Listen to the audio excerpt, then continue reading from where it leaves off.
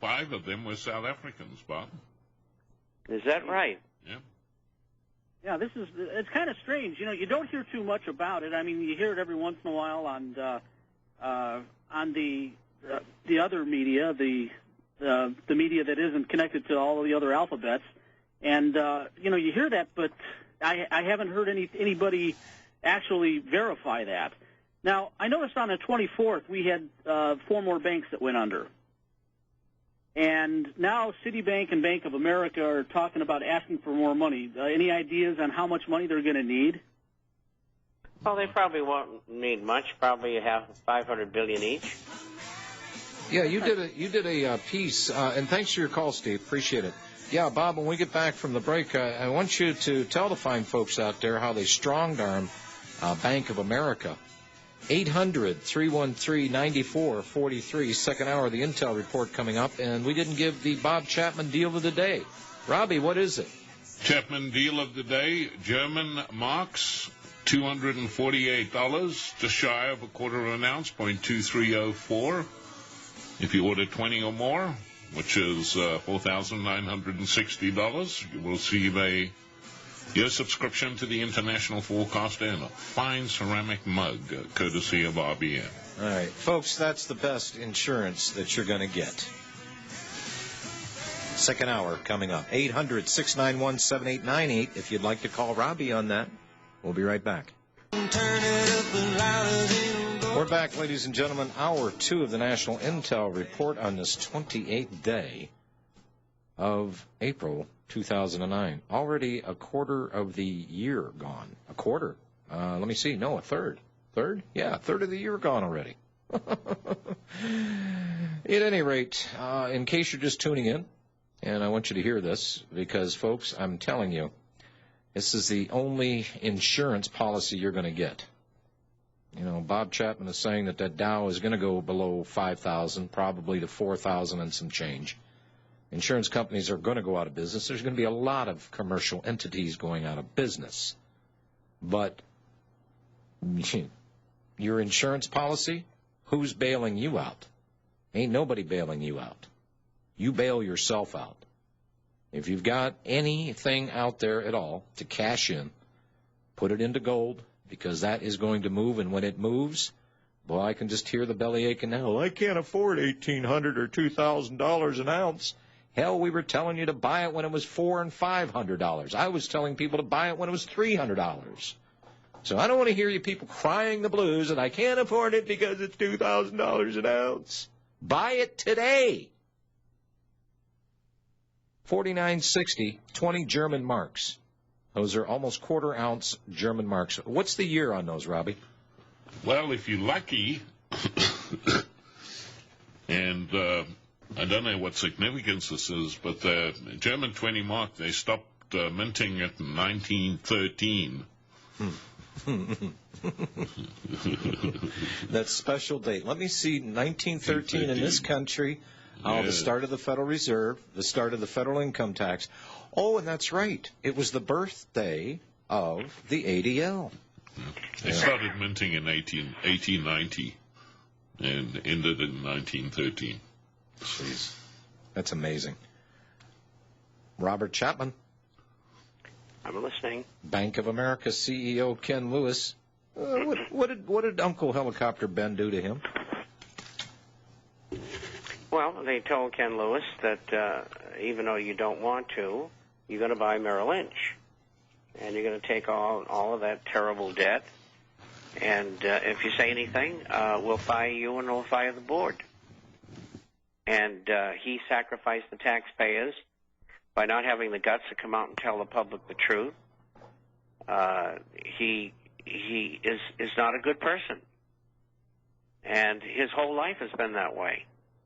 I know people who work with him, and he did everything possible to climb over everybody to reach a pinnacle of success. He is a despicable person.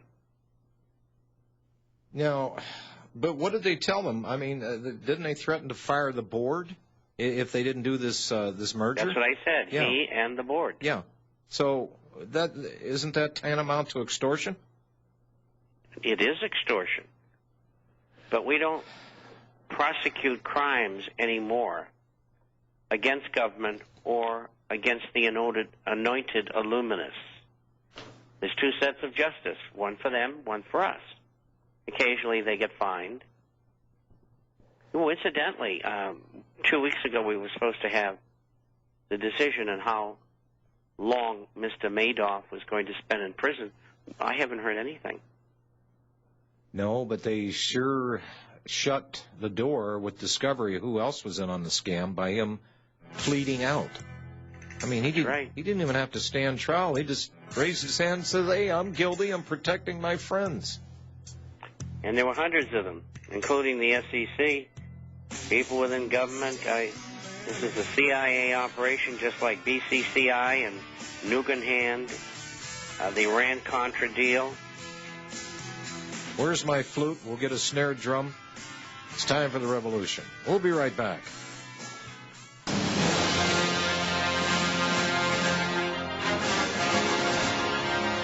Get ready for Real Talk Radio. You're listening to the National Intel Report with your host, John Stadtmiller. All right, we are back.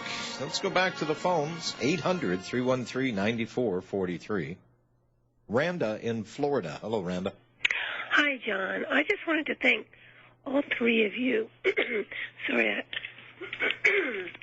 You three have such clear voices. I mean, I listen to all 20 hours of Bob Chapman every week. Oh, my goodness. I know, I'm such a fanatic.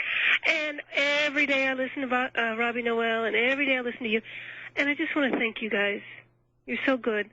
But I tell you something, I'm really, really concerned about this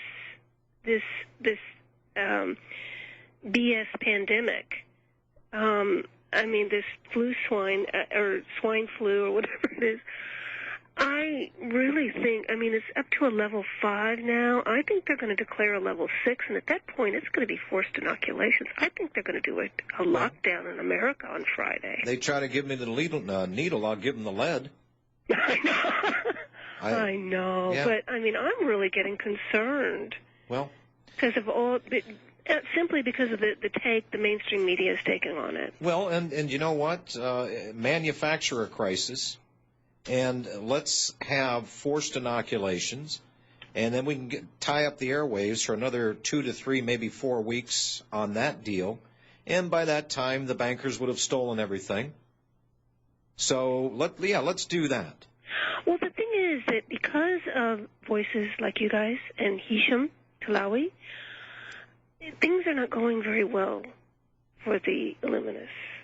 They really aren't. I mean, I can feel this. I'm almost thinking that, I mean, they've been planning this pandemic thing for over a century. And it's really, I mean, this is their last call. 9/11 didn't work. I mean, they have tried so many different things to enslave us, and it's not working. Yeah, it's not. It's not. So that's the good news. But the thing is, okay, I mean, it's going to be total chaos if they try and lock us down on Friday. That's what they're looking for. Bob, yep. You've seen this. You've been staring at this for 40 years or more. Can you explain to the listeners out there how much they need panic and how much they need the reasoning and the excuse and the viability of control to take total control? Well, I think, what you've just said very simply is what they would want to and what they need to do, and who knows what they've got in these shots. We don't know. And anybody that takes them is insane. And, will they tie people down and force the shots into them? I don't know. But I do know, like you've said, if I lived in the United States, which I don't, I wouldn't take them. And if they tried to force me, I'd kill them. It's as simple as that. The 16th century playwright Jean-Baptiste said that nearly all men die of their remedies and not of their illnesses. So bleed them to death, is that it? Yeah, pretty much. Tell you what, let me go back to 1976, and Rhonda, I appreciate your concern here. Oh, thank you, John. I know that you have your head on a swivel, and I always remind people also look 15 degrees up because you never know what's coming at you. Mr. Producer, I'm going to fire this propaganda piece up from 1976. This is the fine year that the drug companies made out like bandits. 40 million people got the shots because of the swine flu propaganda.